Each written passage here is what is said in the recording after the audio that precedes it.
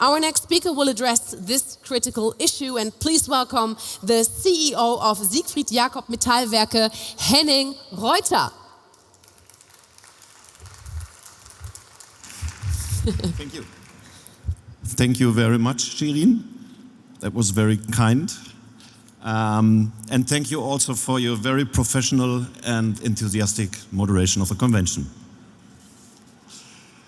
So, the teaser has already been named. Ladies and gentlemen, thank you very much for having me here at the Circular Valley Convention in Düsseldorf. I want to take the next 10-12 minutes to bring you into a topic that we think it is not crucial, but it's really important for the planet's future, that is metal recycling in the global competition. Please imagine a world where we can save energy, where we can reduce pollution, and where we can create a sustainable environment. And this is all driven and supported by recycling metals. This sounds really good, doesn't it? Yet, despite these benefits, many metals still end up today in landfills or are not processed in a proper way. So why is this the case? Well, it's not just about knowing that we should recycle. I think all of us are aware of that. But there are various reasons to make recycling less appealing compared to mining of new metals. So, one second. Here we are. Let me show, please, to give you an example, this chart about the percentage of secondary raw materials in the production of proper and named and known metals like lead, aluminum, copper and steel in Germany in 2023. As you can see, especially for the so-called critical metals like aluminum and copper, there is massive space for improvement, and that is the recycling content of these materials that need to be raised up in future. Europe, and especially Germany, doesn't have a mining industry. Principally, there is no mining, so we are forced and obliged to import metals from sometimes, let me say it in a polite way, difficult areas of the world. We think that we should promote more recycling instead of that. I want to name some obstacles and some problems that we have for the metal recycling, especially in the European Union and Germany. Later on, I will give you some explanation to the bullet points that I have named here. So the level playing fields, that's what we mean. Although we know and we are convinced about the ideas of recycling, the path for effective recycling is sometimes really riddled with obstacles. Political frameworks can be frustrating. Everybody knows that, who applies for new permits. The process is very slow, and we feel that we have a non-level playing field compared to other areas and regions of the world where this moves much faster. I have to admit also that current political leaders are threatening the industry and the world with tariffs, export bans, or even more serious things. The globalization that we had in the last decades appears to be less favored these days, and we see increasing protectionism everywhere and all around us. What we also face in our industry is new regulations who often come into charge without asking those of us who do the recycling. That means the key word here is design for recycling. Why do we not create products and consult recycling industry always at a very early stage? It has started to be done so, but there is such a lot of place for improvement that we are still faced with materials, that we are still faced with complex alloys that are really difficult or almost impossible to recycle. Even the very positive things that we need for the renewable energy and for the transmission of energy, like solar power plants or windmills, are difficult and almost impossible to recycle in a proper way. This shouldn't be the standard. We as an industry and recycling industry are often confronted with new alloys, with new regulations, or with new standards that do not yet offer really proper ideas and possibilities for recycling. Let me give you an example. If we go to the sanitary applications, so the water faucets that you know from your everyday use, the old ones that we have in use have a lead content of 2.5 to 5% in the alloy. The European Union reduces this lead content to 0, which is a good idea, by the way. But the problem is that the old faucets that we still use are not longer able to be recycled, because with 2.5 to 5% of lead going down to 0, there is no way for doing that.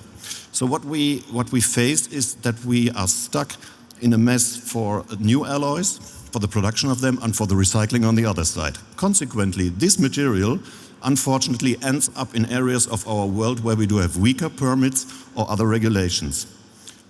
Again, this material is lost for our markets. The very ambitious recycling quotas that we want to achieve are not possible to get at that stage. And that is what we mean when we say they are sometimes too ambitious for the recycling to follow them. To make recycling a real viable option, we need to implement smart policies.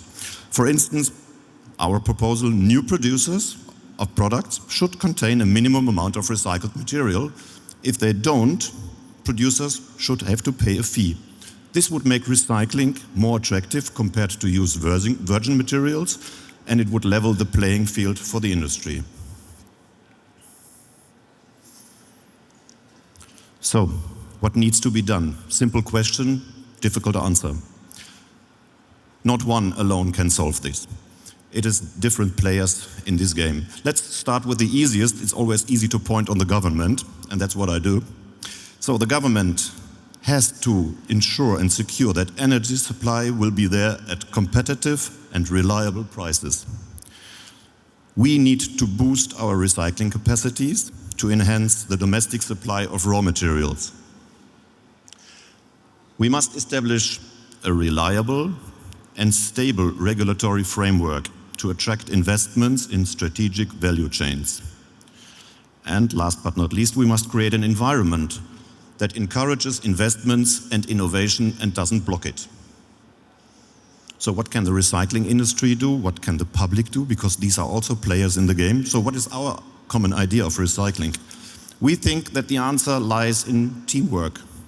We need to come together, governments, industries, environmental groups, and the public, to create a sustainable future. Let's rethink our approach to resources. Urban mining, essentially recycling materials from our cities, should become more of our focus. We need to ensure that we recycle locally rather than shipping material overseas or generating material from other areas. Just as a number to illustrate the potential of urban mining, the German Umweltbundesamt estimated that in 2010, it's an old number, but the last I could find, more than 50 billion tons of material were bound in buildings and real estate. Half of this is metals, adding up to a value of 650 billion euros, which is a massive source and a massive urban mine when it comes to the end of the life of these buildings that we need to explore. Let me please ask you a question. We heard before the program of the colleagues from Apple producing lots of devices.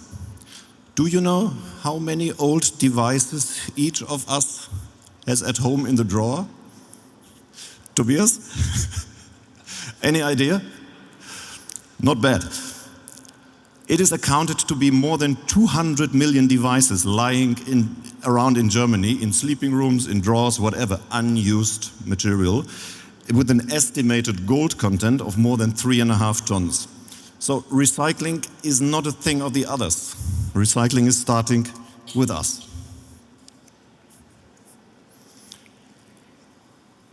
Let me please now, for the remaining couple of minutes, introduce the company that I'm working for, Siegfried Jacob Metallwerke.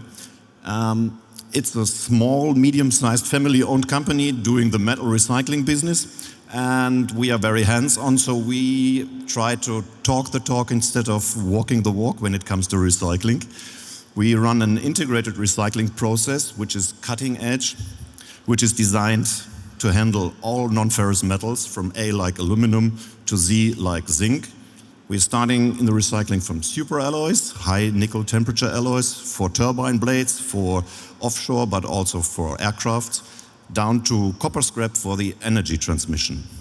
We are committed to creating an environmentally friendly solution process that reduces carbon dioxide emissions while providing customized solutions for the metals.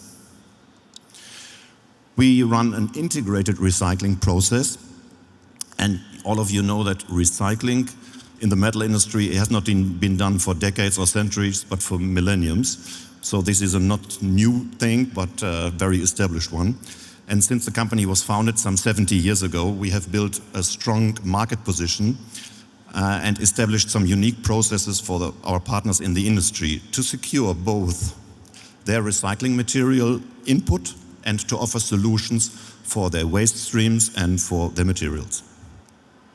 Logistics that we run with reduced carbon dioxide emissions, intensive quality control, and state-of-the-art recycling processes, and a reliable partnership to our partners and customers, suppliers, are the basis of our daily work. When I say talk, the talk is one thing, but walking the walk is the other way. That means that we're hands-on, we do things instead of taking long debates. So last year, we built a solar power plant, which is one of the biggest on-roof PV plants in our region, with investment volume of almost $10 million. We're not talking about return of investment in a very fast time. For us, it's more a commitment into renewable energy. This investment means that almost half of our power that we use comes from renewable sources, which significantly cuts down our carbon dioxide emissions. We are also establishing a new multi-metal recycling plant, which is designed to produce cleaner metal fractions, helping us to contribute to a greener world. In the group of companies that we are working together with, we are ensuring that we deliver high-value recycled materials that meet both needs of customers and the environment all over Europe. As I wrap up, I want to emphasize that the journey toward effective metal recycling is a shared mission. We need each one of us to join us in this effort.